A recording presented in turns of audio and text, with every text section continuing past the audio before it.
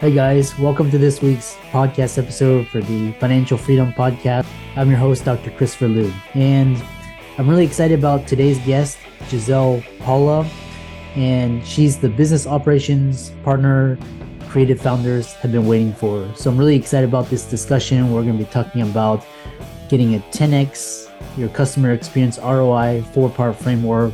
We're going to be talking about the customer journey, the client experience, something businesses need to be aware of today. And I'm happy to welcome her to the show. Gisell, welcome. Thank you. It's so great to be here. Thanks for having me, Christopher. Yeah, I know we had connected through Podmatch, and so tell people about your story and what you do, and we'll get started. Yeah, I'll go ahead and start with the what do I do question. So I'm a business operations partner. I like to think that I do away with stiff systems and build human-centric strategies with service-based businesses and also digital product teams looking to create purpose-aligned growth. And so basically like what that word jumble all means is that I use my superpowers of process and systems thinking to help small businesses grow while also doing more good in the world. Interesting. So you talk about this 4-part framework to 10x your customer experience ROI. Tell people about that.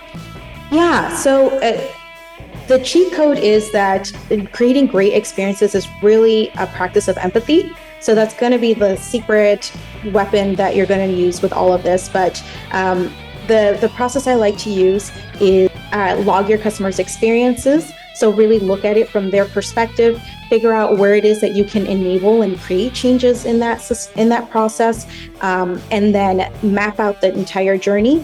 And then the last part, the most fun part for me, particularly coming from a hospitality and service-based business. I spent almost 10 years working at some of the best restaurants and hotels in this country.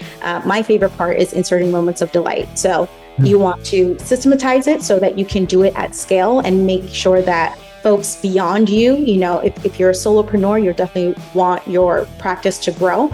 And you want to make sure that you're not the bottleneck. So you want to enable folks to be able to deliver on that. And then once you have it systematized, you can think about ways that systemically you can delight customers. And that's kind of how I like to look at it, doing something special for them. Yeah. And you also talk about standing out against the competition with the feel-good business, and why the feel-good business never goes out of business. Yeah, it's definitely my jam. I love making people's day, but it's not just me. There's a lot of data to back this. Disney has like a 70 or 76, you'd have to check me on that one, customer return rate. And it's not because they're the only amusement park in the world. There are several, but Walt Disney World is able to really capture audiences and have about 7 out of 10 folks that visit the park once come back to the park. And the reason that they're able to do this is more than the magic of the characters, is they really do focus on the experience and creating that experience. I was fortunate enough, one of my first jobs in college, I did my internship at a Disney college program. And what was really cool is you kind of have these like 5,000 knuckleheaded kids from all over the world come to this one place. And within 1 week, we kind of do like Disney University boot camp. And they have us all kind of bought into this mission of empowerment that we can shift and really mold all, the thousands, the millions of different visitors that come to the park. We have the power to mold that experience for them. And they mean it when they say that. And, Zappos is another great example of like a, customer service first business that was able to scale. I think they got acquired by Amazon for $9 billion. But the reason why they were able to grow, and the reason why Zappos is, for folks who aren't familiar, companies all over the world study Zappos and their company culture. And Zappos at its core is really a shoe company. But what Tony Hsieh, the founder of Zappos, really transformed it into more than a shoe company to really make it synonymous with delivering happiness. It really outstanding companies. I know Disney's going through its issues this far, but I think in Zappos was the first company that kind of defined, company culture and, culture and brand. These are intangible things, but they're actually allow you to stand out. And that's why, Apple, Amazon, Facebook, Google, all these tech companies have been able to withstand all this disruption is because of what you're talking about.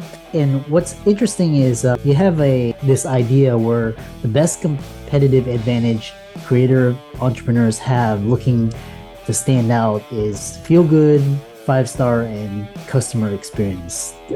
Tell the audience about that.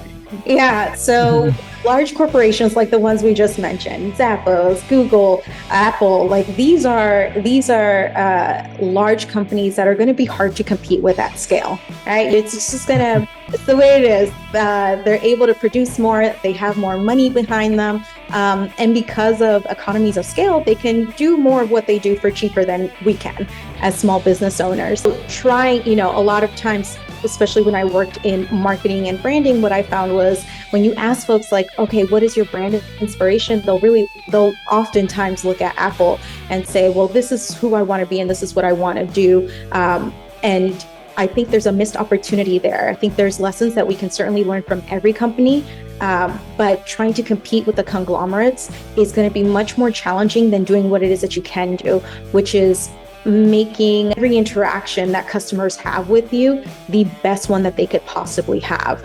And with that, you'll not only be able to retain those customers that you'll have and keep them coming back, but they're going to, talk about your business and they're going to share their experience with many folks who are then going to come to you. And the beautiful thing about using customer experience as a competitive advantage is that it's really free in many ways, right? It's kind of like, how do you quantify being kind? How do you quantify empathy? And those are really the tools that you need. And so you don't need the latest trends. You don't need the biggest technology. I think a lot of those things can be figured out if we start with how can we improve our customers' experience? How can we make sure that every touch point that we have with them is phenomenal? And then think about technology from that perspective. How can I leverage technology? How can I use tools? How can I use systems to help deliver on that consistent? The other thing is what industries, especially in today, do you see needing awesome customer, like these legacy industries that you see taking your ideas and applying it are badly needing? Yeah, I would say, because at my core, I'm a hippie who's looking to transform like the commerce world and make it, filled with businesses who are more responsible about their employees and their customers and the environment. So from that perspective, everyone. But in reality, from a business perspective, to lean into that, to lean into customer experience, it really isn't for every business. And I will tell you why. Not that everyone doesn't want to have a fantastic customer experience, but as a business, something you want to think about. One of my taglines for my business is make good choices. And that's because strategy is all about making decisions, right? So that means that every time that you choose to invest in something, you are, by proxy, whether you intentionally do it or not, you are choosing to divest in something else. So all of that to say, for large businesses, maybe like a Walmart, Walmart does a lot of great things, but I think it's pretty universally understood that customer service isn't their strong suit, and that's intentional, right? So if you're a Walmart and you're looking to leverage economies of scale, or you're trying to be, like a Jiffy Lube where you're in and out, and this is like your value that you're providing to your audience is like, I'm giving you consistency, I'm giving you reliability, and I'm giving it to you cheap.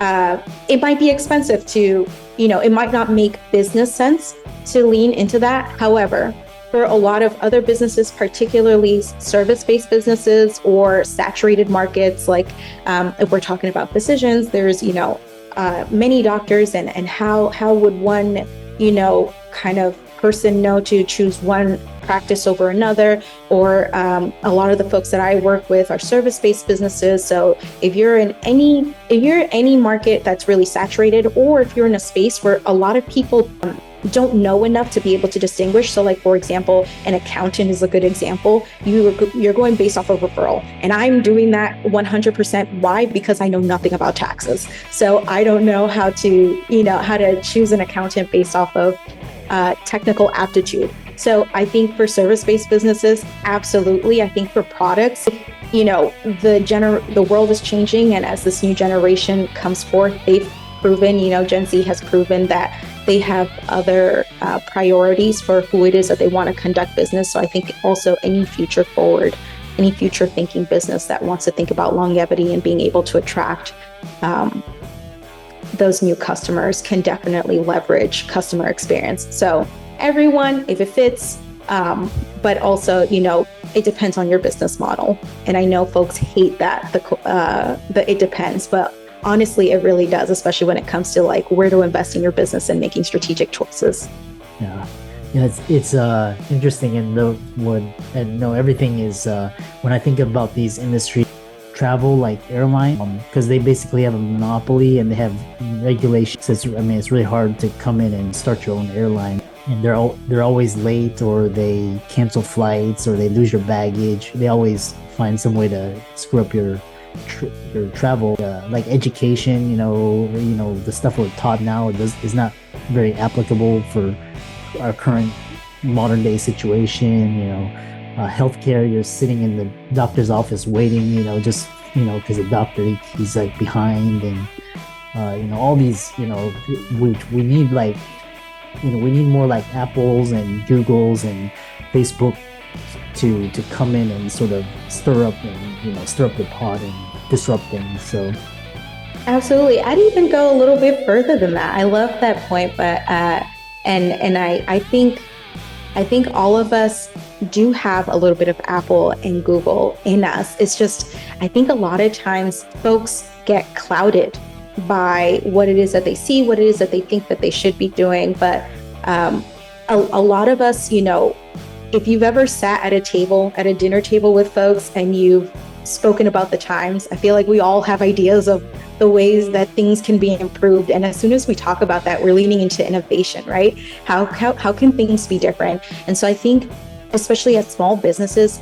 a lot of the times we get wrapped up on like what we should do, what we could do, what other folks are doing, that we miss out on a lot of the value and the worth that we bring. And, kind of this idea of what business is or what business shouldn't be, or what, founders should do or shouldn't do, I think really, really stifles a lot of us business owners. Yeah. Really interesting discussion.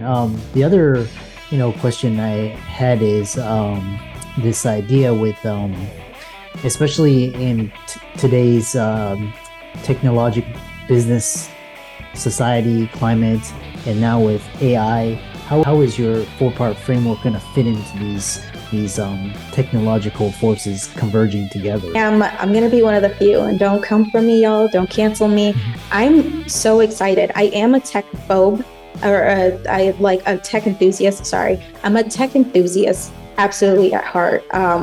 I think the more I learn about technology, the more I see the opportunities that technology affords small businesses specifically, who may not have like monetary foundation or investments that may be required, and could help us do. I really look at technology as a tool to help us do what we do better. So I don't see it competing, right? The good thing about being in the business of customer service is that it will be really hard for AI to get there.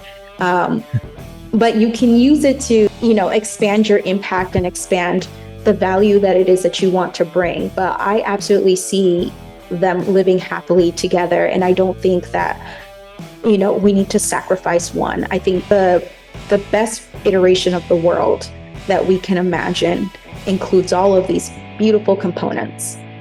Yeah, I love that. And I love this idea of coexisting. I've talked to other founders, and they're like, AI is not going to replace us.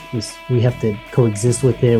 The people that learn how to use it and cohabitate are the ones that are going to thrive. And it's basically allow you to scale, do things cheaper, much faster, a lot of productivity. I liken this AI revolution and the conversations that are, and this is going to be a little off topic, but I liken it a lot to, looking back at the Industrial Revolution, in the 1800s and early 1900s, and just kind of like the same conversations we were having. But it's pretty hard, for better and for worse, it's pretty hard to replicate the essence of human. And we always will gravitate towards that human component, even now as we consume more AI content. We're beginning to see, it's now distinguishable, right? What does ChatGPT sound like? What does AI images look like? Like, I think our brains will become more accustomed to it and pick out and discern the nuances and still search for the human perspective. Yeah, I love that. And yeah, it's quite interesting. And you also, you're right. You can't replace the human touch. And, when somebody has a problem, they want to talk to a human because that way it's easier, and as opposed to talking to an AI or a robot. How can people contact you and follow you, check out your social media, see the work that you do, etc.? So you can find me on the Introverse at Scrategy, and you can find that on like the Pinterest and the Instagrams, Scrap Strategies if you're a LinkedIn user. And then I'm also, to help with these same ideas of, going on this crusade of creating better experiences, I'm developing some tools. So a tool that I have for free now is CX Map. So it's basically helping you build a workflow. And then there's going to be a mini course that I'm releasing later this month that will walk you step by step on how to do that. But if you want to get started with a customer journey map, I have a template that you can use today. And it literally works for any experience that you want to map out. You just go to GetScrap/CX Map. And for all the audience out there, let's thank Gisell for coming out to the show and talking about the interesting, I haven't had a guest talk about the client journey, so it's great to have these ideas out there. And her resources will be in the links and show notes. And with that, thanks so much for coming out to the podcast. So thank you so much, Christopher.